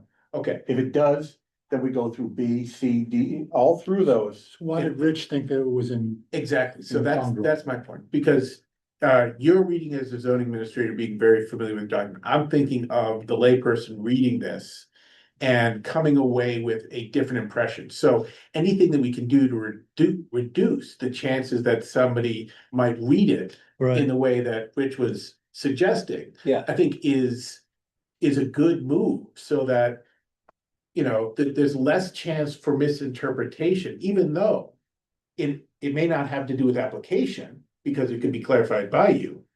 But, if you were struck by a bus or whatever, somebody else is gonna read it. And so I think that if we can eliminate a blind read for misinterpretation, why not? So long as we're not changing the We're not. intent of the document. we're not. I don't think that. We're there's just, a we're just problem. making it obviously consistent, Right. or Well, internally Okay, consistent. okay, now that that's sunk in a little bit, could you please repeat H, H or A, are you gonna change A? no, no, okay. I'm just gonna A- change H, Okay. because Okay. G refers to H, except as provided in subsection H below. Yes, okay, So H says notwithstanding subsection G, a structure eligible for conversion to more than one dwelling unit under subsection A, located within the Lyme Center, Lyme Common, and commercial districts, may be converted to a mix of commercial and residential units subject to the following. And then I go into commercial units, residential units, and the idea of the other thing is gross floor area. I thought gross floor area was better than footprint, but let's not go there yet. So is that, there's no gross floor area in existing, I know, okay, but the 15% had to refer to something. something, oh, I see, And I thought it was gross floor area because Building- footprint is lot, it has to do with lots and things like that and lot dimensional controls, whereas gross floor area has more to do with units, the actual units. oh, I see, so So- 2 floors of 1,000. Exactly, moreover, gross. 15% of Footprint, a footprint, you can do three stories. Exactly. And so You haven't changed you the can, and you haven't changed the footprint, so I thought that gross floor area was the best thing to use rather than footprint. All right. Question, do you have, just so I can get the language, It Do you just have- seems, I mean, I haven't understood it better now.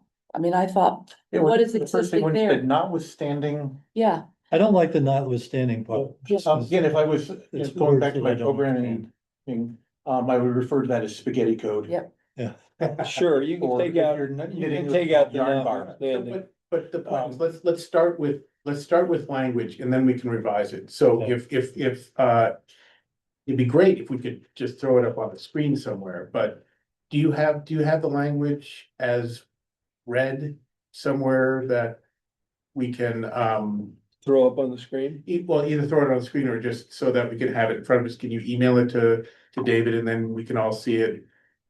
Do you have is that document somewhere that we can cut and paste it or something? Or if you go through it a little bit slower, I can type it out, but I'm not. Well, it just says the only change is Mhm. that I put in, Is this document like? I know what the conflict is, Rich. The zoning board, yeah. I now understand what your conflict is. The last sentence, it says if the building is less than 5 years old, it may be converted to no more than 6 units. That conflicts with A. no, wait a Yeah, second, that's that, for it sure. is A. No, No, H. this, H. the last sentence in H conflicts with A. So that's the conflict, I think. Right. I understand. for Yeah, I you. think you're right, yeah. I don't understand any other conflict, really. Otherwise, it seems quite straightforward. But that Right. sentence, I do see. Okay. And, So and in other under words, G, I'm solving a problem that I- I didn't carry over. I think so. Okay, and also under G, because it was recently passed and it talks about 6 units. It suggests that the voters are thinking that, oh, well, anything can have 6 units, but that's not, No more than 6 units. no more than 6 units. But in reality, there's some places you can only have 1 unit. Right, Yeah. right. Gonna find. I think that's like It's off. middle school math. You have to Yeah. understand that. Yeah. But yeah, I think you're right. It's It's very. the last I do sentence. not see that as a conflict, because you are listing criteria. And one of the criteria in H is if the building is less than 5 years old, you don't get more than 6 units. It would be included as, and Oh, as long as it has heating and wiring. then, yeah, it can't be converted to more than. You know, if, No, you're right. when you're gonna hit A, Right. Yeah, and if it doesn't pass A, you're done. that's right. You right, don't get down to H. right. Right. And So that's where so there is no conflict there. No, because- well, let's see. Well- It has to, you pass A with a young building that has heating and wiring and plumbing. Yeah. And that's the only way you drop through to H. So, Well, no, because if it's more than 5 years old, you're talking about a young building that's less than 5 years. the young building is addressed in A and H. In A, it says it has to have sanitary facilities. And then you get to H, and if has that, then you can put 6 units in it. No, but it has to have it for 5 It years. has to have it for 5 So, years. so it's still gotta be old. So it's not either or. No, wait, what? There is no, I it has to there is have an had issue the with it, plumbing for 5 years. No, But, you know, from, Am I remembering it wrong? Sorry. The fact that we are We're having debating this it. much of a debate suggests that, to me, that yeah, but that is it an could be issue. misinterpreted. Right. So let's agree that even though it's interpretable by some, it's also Yeah. misinterpretable by some. Myself, yeah. So let's just work on the language so that it logically can progress. Correct. Okay, so if we're looking at H.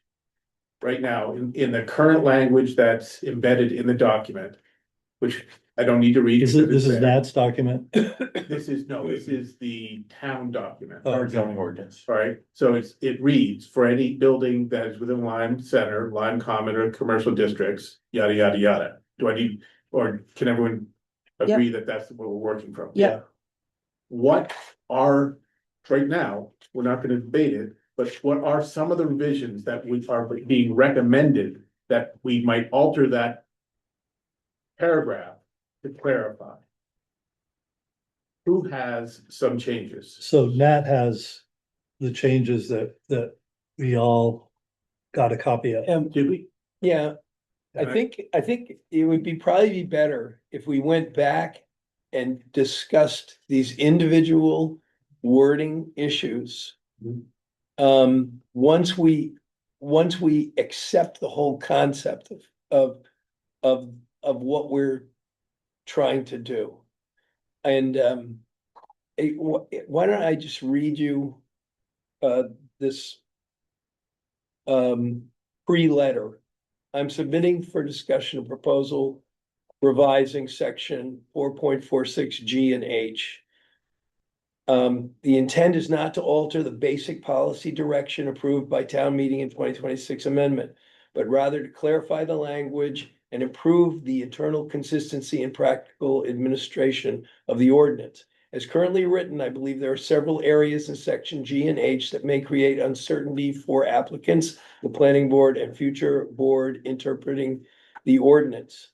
First, the relationship between G and H appears unclear. We've already gone through this prior to section G establishes a straightforward limit of 6 units per building. The addition of section H creates an exception to that, but the ordinance no longer clearly states that G remains the baseline rule except where H applies.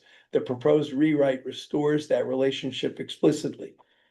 Second, the provision in H allowing up to 15% expansion of a structure does not currently specify what measurement the percentage applies to.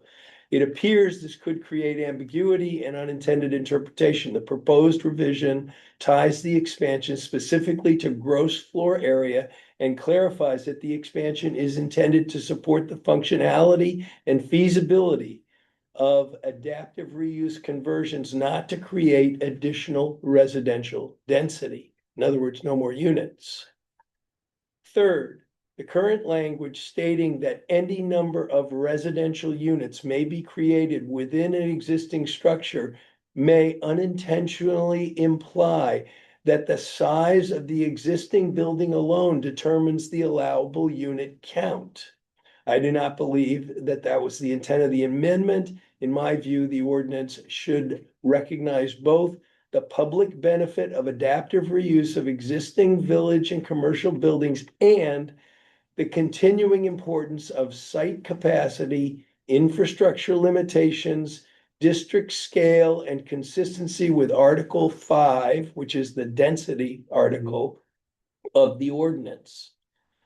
For that reason, the proposed revision incorporates explicit consideration of wastewater disposal capacity, water supply, parking, traffic and traffic circulation, infrastructure impacts, compatibility with surrounding development, and the objectives of the zoning district. At the same time, I believe the ordinance should provide a realistic economic pathway for adaptive reuse projects. Existing inns, mixed-use buildings, and other older structures often cannot be successfully converted under strict underlying density calculations alone. Accordingly, the proposed language includes a limited adaptive reuse density bonus, allowing the planning board to approve up to twice the otherwise permitted residential density under Article 5, where the board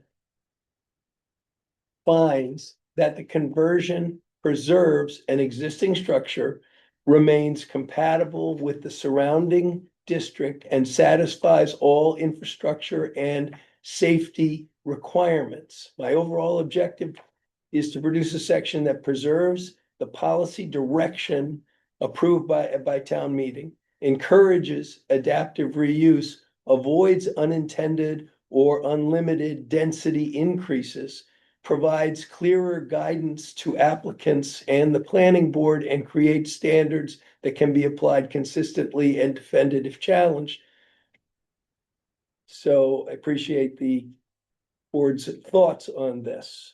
So that was what I was trying to do, and that is specifically the content of what I've rewritten. Okay, and so would people, is there any disagreement with the interpretation that Nat is making, the premise of his belief that the changes are consistent with what he's asserting?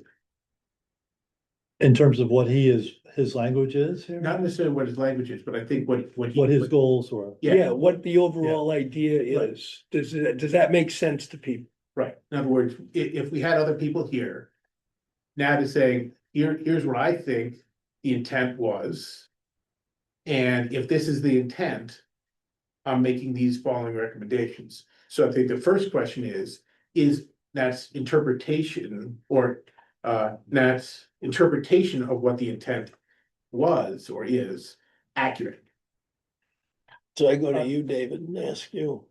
I think so. I have some issues with some of what you've proposed, but, In terms of the language. well, with the No. concepts. Concept. The gross floor area, the intent of increasing the size. Was to, again, as you did state, that it's to allow for the expansion to support the units. But saying you can increase floor area without changing the footprint. How can you do that? By building up. You got a 35-foot limit. That's as high as you can go. Okay, so you have a one Oh, floor I see what you're ranch. saying. You have a one floor ranch and you can go up 35 feet. You haven't, you add a second floor to a ranch. You haven't increased the footprint, but you have increased the gross floor, gross, Floor area. But we can get around that. Yeah, I mean, I don't think that's a big problem. You're absolutely right. I didn't consider that possibility. And then you would have to add an extra floor if you were gonna, and that probably wouldn't make that much sense, but there must be some language that we could come up with saying that the gross floor area could be increased by 15% and whatever that meant in terms of footprint. and limited by 35 feet high. Yeah, or I don't know. You don't like footprint? Well, I guess I didn't like footprint because footprint doesn't prevent them from building another story on the building. Other than the Or two 35 feet. stories. Yeah, exactly. And so I thought that Well, footprint, 35 feet does. Yeah, but that, you could Well, probably yeah, get you could- 30 you could- stories in there. but you could do that now. You could take any building in town that's not 35 feet. And you could take your house and add another story as long as you didn't get over that 35 foot. But And it I think doesn't- you run the doesn't- danger of ending up with flat roofs, so you can definitely get a third floor. That's, yeah. Right, well, that's, And that's incongruent with the architectural. All right, well, so I think maybe it's moot because what I'm actually saying, when I get down further in this, is that the number of units is not going to be dependent on that floor area. The number of units is actually going to be dependent on the density restrictions of Article 5. And frankly, they're going to be way lower than what the projected units, like if we look, for example, at the Dowds Inn situation, where they're talking about 20+ units, but they've only got 5 acres. So that means only 5 units. So even with a density bonus, they only get to 10 units. why are you saying 5 units? It's because 1 acre per unit is the density recommendation or the density limit for the village. Yeah, I really don't like that. According to Article 5. I'm not following you No, on that. I don't like the limitation of just double the density. right. So right now, we're done. I mean, Well, I don't. let's get the interpretation. Maybe I've misinterpreted Article 5, but I've looked at Maybe I'm not seeing, but that's why I wanna, I mean, I thought the whole thing was, you're taking an existing structure. Right. And you're turning it into, I don't know, 500 square foot units, or maybe 1,000, I don't know, or maybe even 250. If they have all sorts of common areas and common kitchens and stuff. right. So- Well, I think that's wrong. You can't have this giant density bubble. That was never, or in other words, the density issue was not necessarily approved by the town. Okay? Yeah. And I don't disagree with you on that, and I think the idea that you need to incorporate septic, you need to incorporate parking. So all of that should be, I think it's important if we're gonna have language in here. That we acknowledge or we refer to, here are some other limitations. You're absolutely right. 5. or And what- I referred to it as infrastructure several times. Yeah. And Vicky called me out on that. So the answer is, every time I say infrastructure, I'm referring to traffic, parking, drainage, access, Water, sewer, pardon? water and sewer. Yeah, water and sewer, so basically that's that's infrastructure requirements. Right. So, So let's start with starting to build this with language. And then adding in references to things that anyone reading this wouldn't Right. necessarily know. Might be a cap, right, but is I agree. is already written elsewhere in the document. right. So let's start with, But the real, I guess the crux of it is,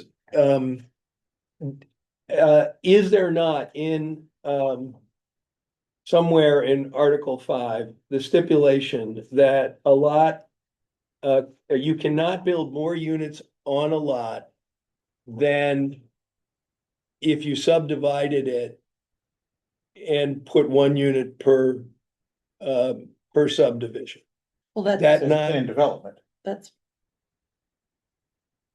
well, but that's plan, no, that's Article 5. It's not planned development. are you looking at lot size averaging? That's probably, Yeah, maybe it's lot size averaging. okay, So just basically an extrapolation that I thought was appropriate from what was intended with lot size averaging, which was basically you couldn't exceed the 1 acre per residence density. That lot size averaging prescribes. okay, that, you know, that, And that would also apply in the village. but and lot size so- averaging is a completely different animal. Well, it is, Um, but we can say in this, see also. To refer to other sections of the document. I did, No, I'm not saying you did. What I'm saying is, in whatever language we adopt, or not even adopt, whatever language we are recommending to be voted on, to clarify 4.6. Right now, we're focusing on what should the language of H be, right? We want to rewrite H. So we'll rewrite H, and then there, you know, based upon what I'm hearing you guys all say, there are things that appear in other sections of this document that are also considerations.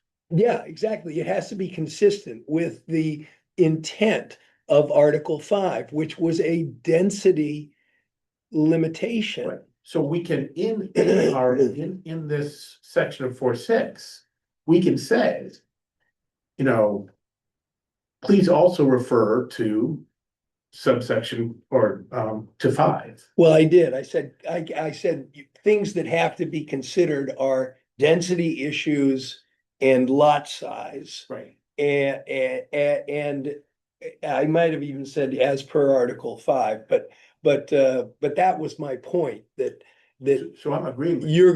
you're gonna be limited not by the gross floor area or the footprint. You're gonna be limited by those density issues in terms of how many units you can put in that building.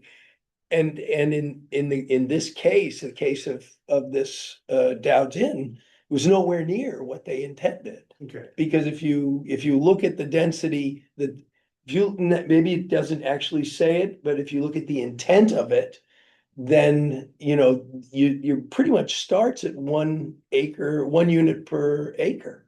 Okay. I'm not understanding that. I mean, And so if you look at D2 on page 39. Yeah. The maximum number of lots in a subdivision, that's. Utilizing lot size averaging shall be established by the planning board except as provided in 511B 5 and 6. But shall not exceed the maximum number of lots that could be created in a subdivision meeting lot size, road frontage, depth ratio requirements set forth in table 5.1 and 511A and B. And all the requirements of the Lyme subdivision regulations. I think that's what you were Right, referring to. right, yeah. Which is talking about a specific type of a subdivision. It's not talking about creating the density of a multi-dwelling. You know, this is creating a subdivision saying, okay, you can create this many lots given these rules. Well, that's true, it's not, but on the other hand. At the point of passing the new amendment. That was the only thing you had to go on for Doesn't even come into play. density within the village. Lot size averaging does not come into play. With that, it does not, It's not a subdivision. right, because lot size averaging deals with subdivisions. Okay, and But- conversions. But are not why would they want the subdivisions to confirm to that density? If that wasn't the intended density that they were looking for when they wrote the ordinances. I mean, in other words, you're right, it doesn't say specifically, but I guess I am trying to extrapolate. What the original intent of Article 5 was in terms of intensity of. And so It you're, doesn't, And density it of doesn't population. deal with intensity. It deals with density, All right, density, right, and it's building density, right. not the intensity of use within those buildings. That is, there's nothing in the ordinance other than limiting number No, of it units. says residences, right? Road frontage. The maximum number of lots in a subdivision. Very first, so that has to do with lots. And what, and lot Or- size, I mean, deep, lot size is dealing with the size of lots. okay, It's not dealing with the density and intensity of use in a building. okay. All right, so I can, All right. I can understand the differentiation that you're making there. And so in, for the one we're talking about, which is on page 24, conversions. This does not have to do with lots, this has to do with existing lots. In which the buildings, A single building, a single building yeah. is gonna be populated by more people. Right. And so 5 deals with. Well, 5 deals with lot size. Okay, I see what you're saying, David. 5 has to do with lot size and the amount of lots within a specific area. 4.6 is not dealing with the number of lots in an area because it's only one lot. It's dealing with the number of people within that lot. Yes? Yes. Okay, Or the number of multifamily units. right. Within a building. Right. Yep. And That's what so it's I saying. do see a differentiation between the two. One has to do with the density of lots, and the other has to do with the density of a building. Population density of a building. Okay, so that's really helpful. Okay, so that's how we can differentiate between these two. Wait, And if you go to number 7 on which, and the same What 5, number 7. on, Says the planning board may approve more than one residential building on a lot, but only if the total number of residential buildings does not exceed the maximum number of lots established as described in 511D2. right, but I think that's. Yeah. I think Right. that's That's buildings.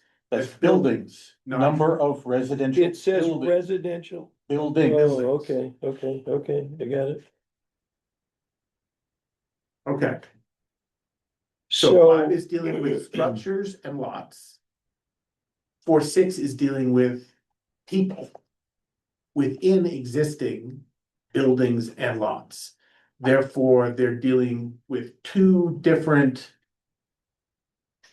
entities. One is structures and lines on a map. And the other is dealing with the use within those lines and structures. Yes? Yep. Am I correct on that? I think so, yeah. Okay, so if that's the case, if that's the difference you're making, that's great. Then I don't see right now, and I'm not saying anything's right or wrong, I'm saying I don't see a correlation between 5 and 4.6. Right now, Well, 5, there is a correlation. If you look at table 5.1, 5.1, it gives you your density numbers. So that absolutely density of individuals, of buildings, of buildings. your So lot if we've coverage. got these small lots like we were talking about Yeah. earlier, and the building is already exceeding the either building footprint limitations or the maximum building footprint or a maximum lot coverage, then we might have an issue that we need to address. Right, and that's to what Nat was saying is why the language of gross floor. So, Nat, what was your term? Gross, Goes for. Well, I just thought if gross floor area had more to do with units, whereas footprint had more to do with dimensional controls. right. But, And but the focus on the amount of space we're using on a lot. Does appear in table 5.1. But right now. We're already addressing that. We're trying to come up with language to address that in H. But the density of the number of individuals within that building, which is being converted, is solely the work of 4.6. And so 5 is attended to through the language that talks about the percentages, the expansion of a structure. And that's what we're defining in 4.6. yeah, I I think guess so. that's true. Do you think that's true? There's nothing in this ordinance that really talks about Density of population. the density. Yeah, and there is some in conversions, Right, because it does talk about, limiting. To no more six. To six. to 6. Right, Yeah. but Now- but H goes beyond that. Right, and I think. Um, my So, opinion, if I was going to rewrite, I would take H and I would break H up into more. Sections. Okay, And so, I would and- rewrite A instead of all these negatives to be in terms of the assertions of what is permitted as opposed to what's not? not Well, permitted. And I also have an issue, it's the very last sentence of Yeah. conversions. Yeah, Is the intent of section 4.4.6 is to encourage the ongoing viability of Lyme's older buildings by allowing their conversion to other uses. And that is in conflict with A. Because Okay, it's so- other, you talk about other uses, and A restricts any building that does not have power, sewer, and water to a single family. Okay, That, we're gonna have to address that, but right now, let's focus on H and then we'll pop down to. let's also recognize that it's 9 o'clock. Yeah, fast. That's it. So let me finish my thought on H. sure, You have the 6 unit issue. And 6 units, we go back into G. The original, the reason that is in there is because the ordinance prior to this. The G said that, basically said. 6 units is Max all you get Everywhere. everywhere, so they were trying to incorporate the 6 unit limitation in newer buildings. So that you couldn't build a new building and then say, I'm gonna convert this to 100 apartments. It's under 5 years, you can't do that, so that was the reason for trying to include the 5-year limitation in H. But I think that whole thing could be moved to another section. You could even be, moved up to, the, G, and to say, So, that no building in Lyme can convert more than 6 units except as permitted in H. Right. so Dave, could I, just because if we are trying to we are trying to end relatively quick. I think we made a lot of progress in our understanding. I'd love for some of that language or some of our understanding that be captured in language. So could I request that you submit some, what your recommendations would be to A and H in how you would break H up and what you would put into A, so that we come back in 2 weeks, we can start with that conversation.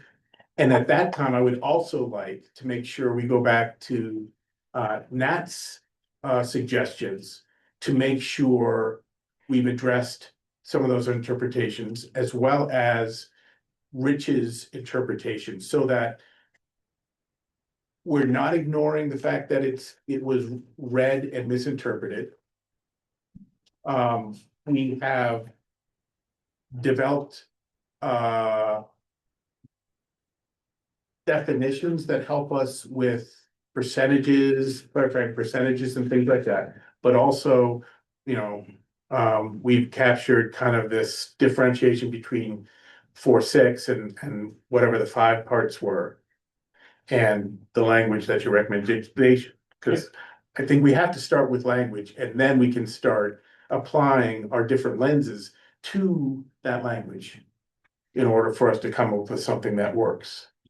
I mean, Yeah, I'd see it the other way around, frankly, but. Okay, Well, I would get the concept. In other words, is there not something that limits the number of units that can be put into a building other than its gross floor area, once somebody sees that they have the opportunity provided for them in subsection H? Okay, In so, other words, is it just the gross floor area or the footprint? okay, You know, either one. Is that the only limiting feature, or are there others? Now, I think we can probably all agree that there are others. There's septic, there's, you know, there's Parking, fill another- parking, there's access, there's traffic circulation, Yep. there are a number of other infrastructure things, but I guess there is nothing in the ordinance that really actually talks about Well, all the site plan review. about density increase. Right, there's not even density. I would suggest reading the site plan review regulations, which everyone should have. If you don't, let me know, I can get another copy to you. That talks about, Is it on the website? yes, Yeah. and also, that talks about the, you know, capacity for parking, septic, you know, what is necessary for those. And I think I 100% agree with you that the limitation should not be only on as many number of units as you can fit. Exactly. it has to also comply with all the other standards. Right. And then the question becomes, you know, the. But the that's part of increase- the fit, you know? The increase, does that circumvent the dimensional control? So you have a building that is non-conforming because it's too big. Do you still get that 15%? okay, so again, That's something to be, trying to capture where we and you are. need to at least write that in, that you are, you know, the ordinance says if, you know, at the very beginning, when two things conflict, More the strict the one. more strict one applies. So you have a dimensional control in table 5.1, says your building can be no bigger than this. Then you have 4.4.6 that says in this limited case, you can make that bigger. The stricter regulation is 5.1 saying no, Right, so all we have to do is internally reference that. right? But that has to be. No, but that is. I mean, yeah, you can internally reference it as a dimensional control and just say that has to be considered when you determine the number of units. Right. And or whether or not you get the 15% increase. Right, and all I'm saying, procedure or process wise. How we facilitate the conversation in which we capture all these things. So what I, given the time that we can't, you know, I can't start typing in language that I think begins to capture all these things. What I'm suggesting is, could we start with some some of the a recommendation, whether it be yours or whether it be David's, but start with somebody saying like, here is a suggestion of what the language might look like.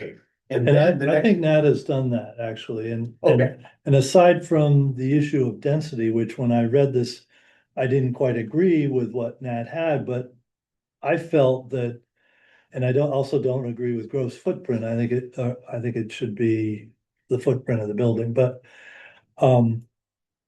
I think we have something there. It's just that I didn't understand what you were describing wrote about a- the density. Yeah, and I- obviously I didn't quite get it. And and the thing is, that from a process standpoint, that's fine, because the point of process is to first get something and then revise it to clarity.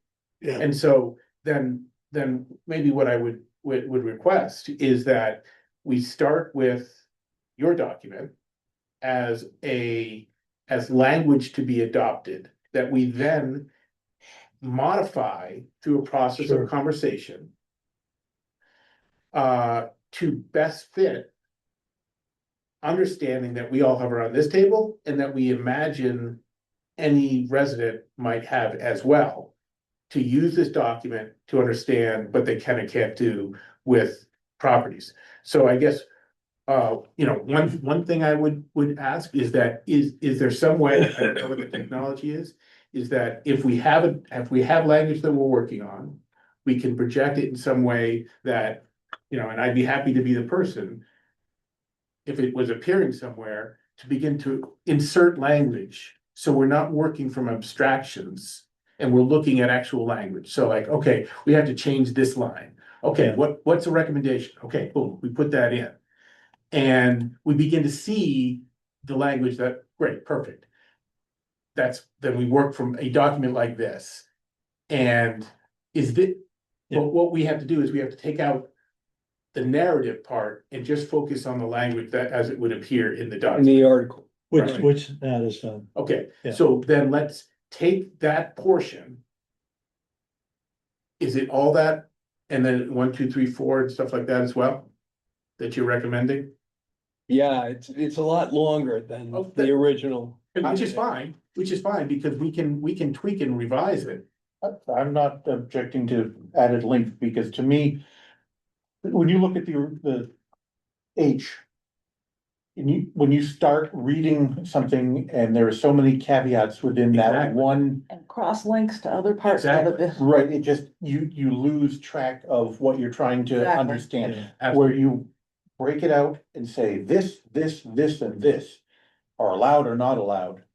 That's very clear. Okay, It's when you start getting, so then I you guess know, very long, my motion or request is. So you like the way it's broken up? very much so. Yeah, I thought it was clearer, easier to understand. So could I make a motion that next week, we start with this language that we can begin to revise and tweak to capture what we're trying to talk about.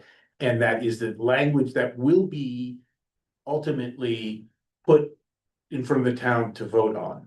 I mean, that's what we're trying to develop. That's what our goal is, yeah. Right, so if this is the language that we start with, great. So we take H, we have it in a document that we can work live from and address each issue as it comes up. Do you think, David, that you can get to, if this came before us, if the Lyman came before us, is there a way by looking at the site plan review process for us to come to a number of No. units? There is, so is there any way that you can conceive of how we get to a number of units? Or something that we can,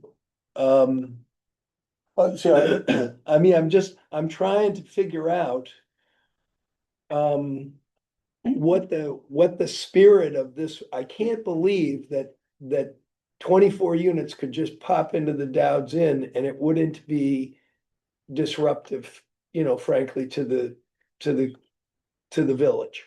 And so I guess it's my prejudice there. Yeah. I think, 24 units, and again, when you look at what is a unit, because is it a, self-contained unit that you Well, can I was walk into? calling it a dwelling unit, which means that it is an independent unit. It has everything that needed for independent life, so And see, full that's kitchen, what, sleeping. and I am not entirely sure that the intent of this amendment was not to have a mixture of fully independent units and places where you may have just a bedroom and shared space. You have a bathroom down the hall, a boarding house approach. Where you have a mixture of that, plus you have a restaurant. Remembering that those kind of places are like But one person. I guess One person is in a small unit like that. So Yes, 24 of that's- them is a lot less than Are we? 24 apartments. Right. And But I then, think Well, if we come up, I think if we but- come up with the language. you don't know that it's gonna be one person living in those. You don't know that, and you have to assume that a unit is a residential unit, and there could be any number of people. Could be a you know, family of living in four it. that lives there for Right. 8 months So of the year. you have to gauge right, and that that's number where, of units by the potential number of people that are gonna be plopping into. But So how you look how at- could you do that? To your point, Rich, I mean, a person, a family of four could say, hey, look, we moved here from someplace that, we've lived in a New York City and we all lived and slept in one room as a family of five. And I don't see how we can prohibit or actually apply. Well, okay, I'm gonna have to shut down the, Yeah. or grab. alright, so I grab- guess it's something we can think This new about. computer is not. hasn't Okay, allowed- so I guess the question is, where do we go from here? It seems to me that if we could get, if you could send us all a Word document that we could work on this on our own, I don't think it's legal for us to No. send things back I and sent forth. out Matt's document. Yep.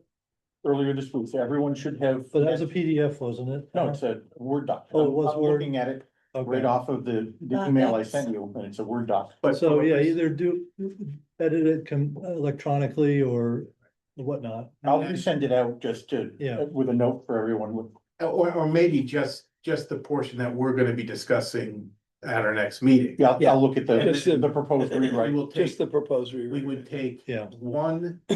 we would take a clean document.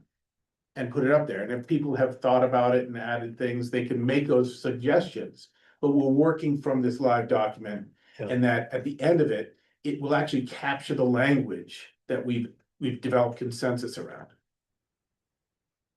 So procedurally, that I'm just, as a process, that's all I'm suggesting. I see nothing wrong. I think that's a great idea. Do everybody feel that way? Yeah, All right, great. so we want to It's adjourn. actually really helpful. I think we should adjourn. I move, we should adjourn.